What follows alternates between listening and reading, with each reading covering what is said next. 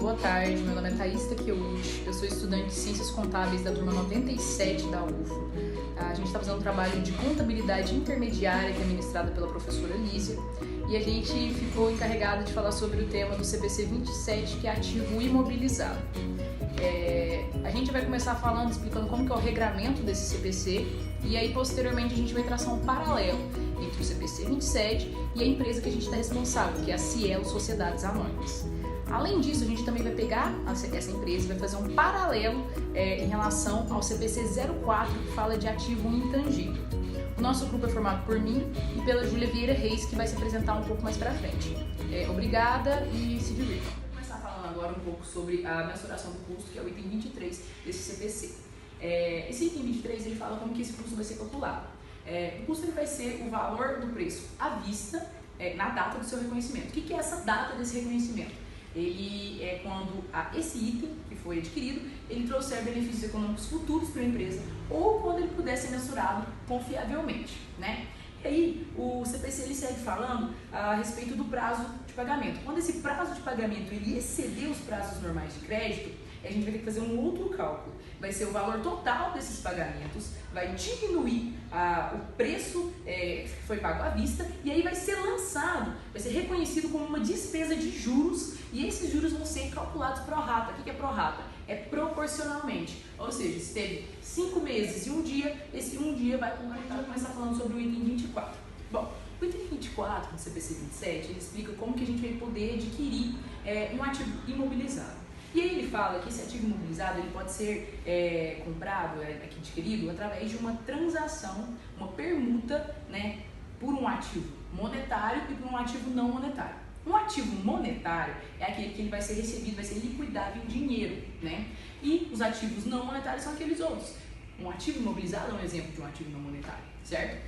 Mais adiante, o CPC fala sobre o valor justo, ele cita o CPC 46. Esse valor justo, ele vai ser mensurado como sendo aquele preço que é recebido pela venda de um ativo ou pela transferência de um passivo em uma transação que não vai ser forçada entre esses participantes. E esse CPC ele continua explicando que o ativo imobilizado ele vai ser mensurado pelo valor justo, né?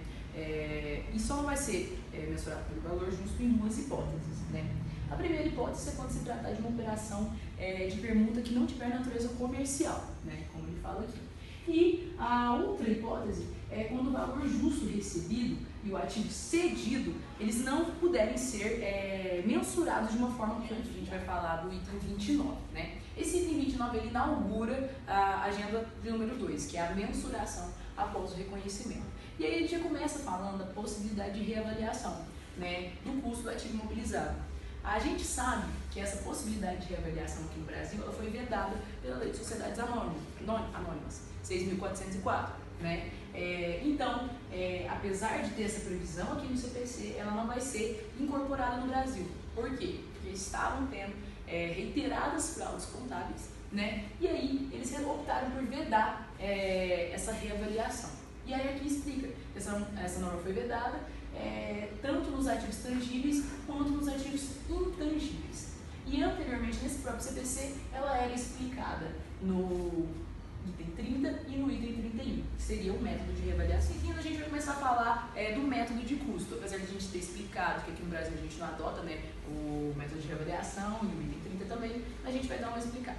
O item 30 ele fala que após o reconhecimento do custo do ativo, que ele foi explicado lá no item 23, a gente vai ter que fazer umas deduções. E aí a gente vai deduzir o valor da depreciação e o valor da perda por redução ao valor recuperado acumulado, né? Esse valor recuperado, ele equivale a quanto você consegue recuperar de um certo bem naquela data. Bom, agora a gente vai começar a falar sobre esse método de reavaliação, que é o tópico 4 do nosso trabalho. Bom, o item 31, ele explica como que vai ser mensurado o valor do ativo reavaliado. E aí ele fala, o valor do ativo reavaliado, ele vai ser correspondente ao valor justo na data da reavaliação, subtraindo novamente a depreciação e a perda por redução ao valor recuperado acumulado de forma subsequente. O que é importante lembrar?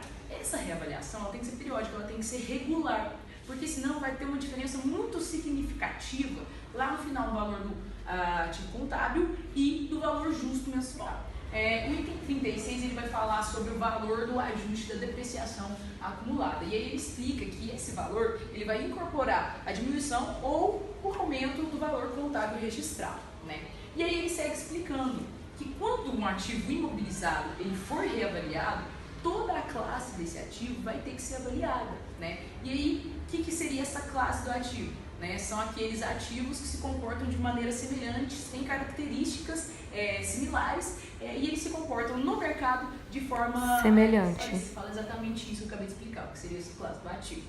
Seguindo para o item 38, ele vai explicar que para evitar aquelas reavaliações que são seletivas, né, se reavalia só aquele ativo que você quer, todas essas reavaliações de cada classe elas vão ser realizadas de forma simultânea, né? Aí logo embaixo vem o item 39, que vai explicar como que vai ser contabilizado, né, essa reavaliação. Então, quando o valor contábil ele aumentar por causa dessa reavaliação, ele vai ser, esse aumento vai ser jogado na conta de patrimônio líquido, né? Contudo, e vai ser creditado, né? Contudo, se houver um decréscimo dessa reavaliação, essa reversão ela vai ter que passar por uma conta de resultado, né? Boa tarde, meu nome é Júlia e eu vou falar sobre o item 6 da agenda, que é sobre o valor depreciável e o período de depreciação dos ativos. No item 50 traz que o valor depreciável de um ativo deve ser apropriado durante toda a vida útil desse ativo. No item 51, fala basicamente que o valor depreciável vai ser igual ao custo reconhecido, que é o valor que você vai reconhecer seu ativo na compra dele, menos o valor residual, que é o valor que você espera vender esse ativo ao final da vida útil dele. No item 52, eu pus algumas explicações dos termos que são utilizados, e o que ele traz mesmo é que, mesmo que o valor justo exceda o valor contábil do ativo, a depreciação ela deve ser reconhecida, desde que o valor residual não exceda o valor contábil. Se acontecer do valor residual exceder o valor contábil, a despesa de depreciação vai ser igual a zero. No item 53, só fala que como que o valor depreciável é determinado, que após você descobrir o valor residual do ativo, você vai saber qual vai ser o valor depreciável, que vai ser o valor que vai ser depreciado durante todo o tempo. E o valor residual vai ser o que vai sobrar disso para você poder vender o seu ativo. No item 54, eu já falei anteriormente, que se o valor residual do ativo for igual ou exceder o valor contábil, a despesa de depreciação vai ser igual a zero. No item 55, fala que a depreciação no ativo só se inicia quando ele está disponível para uso. Tipo assim, se o ativo ele estiver pronto, mas ele ainda não tiver em condições de uso, ele não vai começar a ser depreciado. Ele só é depreciado a partir do momento que ele está em condições para uso, independente se a empresa também não estiver utilizando ele.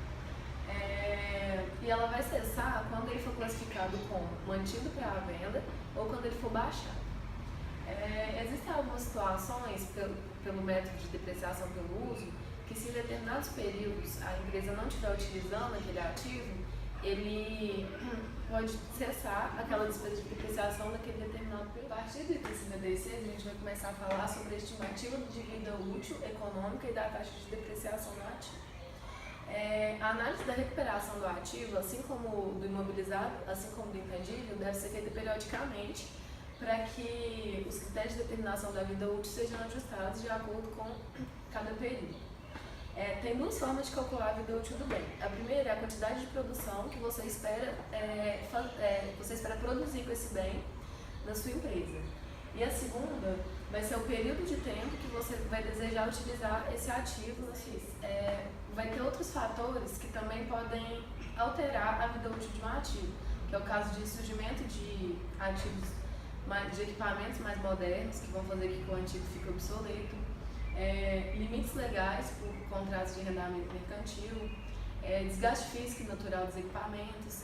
Tudo isso vai fazer que a vida útil possa diminuir também. O item 57 só fala que a estimativa da vida útil pode ser também de acordo com experiências anteriores da entidade com ativos semelhantes. No item 58 fala que terrenos e edifícios são contabilizados de forma separada. Por quê? Porque os terrenos eles têm vida útil limitada, dessa forma eles não vão depreciar.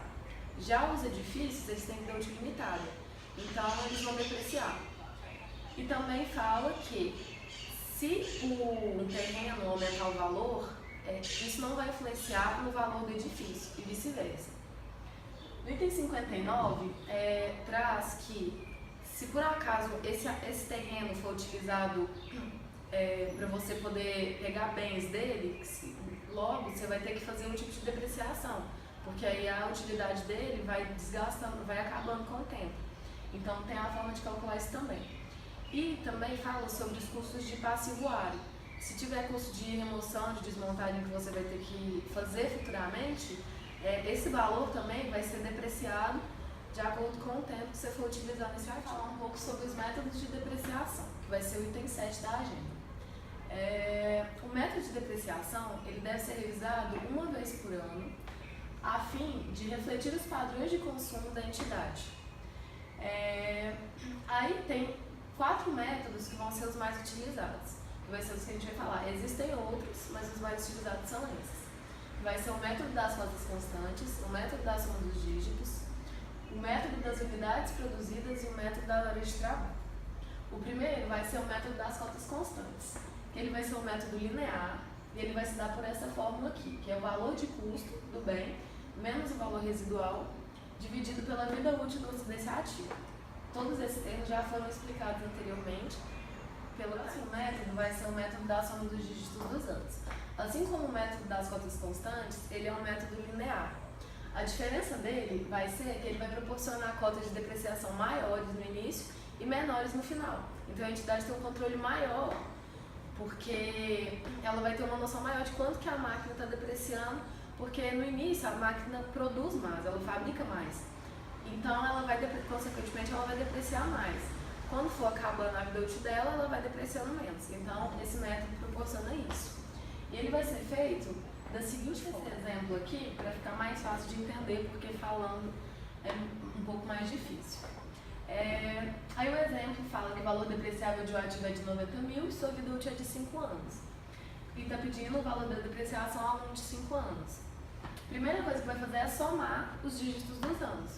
Vai ser 1 mais 2 mais 3 mais 4 mais 5. Isso vai dar um total de 15 e isso aqui vai ficar no denominador. Aí, a cada ano, no primeiro ano você vai colocar os 5 anos, no segundo os 4 anos e assim por diante. Depois de você achar o valor dessa divisão, você vai multiplicar pelo valor do ativo que está falando que é o valor depreciável, tá? Lembrando que o valor depreciável vai ser o valor do ativo menos o valor residual. E aí você vai ter cada ano, como eu falei, aqui maior e ao final, no 5º ano, as unidades produzidas vai ser o terceiro método. Nele vai pegar o número de unidades produzidas em determinado período e vai dividir pelas unidades estimadas que a entidade estimou para ser produzida durante toda a vida útil do bem. O resultado dessa fração vai representar o percentual de depreciação a ser aplicado no ano observado. E por último tem o método das horas trabalhadas, que vai ser quase igual ao método 3, que vai pegar o número de horas trabalhadas no período Y e vai dividir pelas horas estimadas de trabalho desse bem durante toda a vida útil dele. Bom, então antes de fazer o comparativo aí da empresa CLSA, as notas explicativas dela, com o CPC 04 e 27, eu só queria esclarecer que no vídeo a gente pulou alguns itens do CPC, porque o vídeo ia ficar muito extenso, então a gente tirou alguns do vídeo para o vídeo não ficar muito extenso. Mas se vocês quiserem ver tudo detalhadinho, tudo explicado, vai ter no link do vídeo todas as análises que a gente fez, tanto do CPC 27, item por item do CPC, da parte do nosso trabalho, quanto do CPC 04 e do CPC 27, as notas, comparando com as notas explicativas da empresa CLSA. Então, a nossa conclusão a respeito do cumprimento ou não da empresa CLSA com o CPC 04 e 27, os itens de divulgação, foi que ela cumpriu à risca todos os itens do CPC. Salvo algumas exceções, como foi o caso do item 79 do CPC 27, que ela não esclarece muito bem, como é pedido no CPC, ativos que ficaram ociosos ou que já foram totalmente depreciados. Mas a gente não sabe se foi porque foi por um não cumprimento com base nas normas do CPC ou se foi porque ela não viu necessidade de colocar isso por motivos dela não ter esse tipo de ativo lá na empresa dela, ou por qualquer outro motivo. Então não fica claro se foi um não cumprimento ou se apenas ficou omitido isso aí nas notas explicativas da empresa, ok? Então a conclusão foi que cumpriu sim a risca, né? Salvo algumas exceções, que tá tudo explicadinho no trabalho. E por fim eu queria agradecer a atenção de todo mundo, agradecer a professora Elisa pela oportunidade de a gente estar fazendo esse trabalho. E é isso, obrigada, espero que vocês tenham gostado.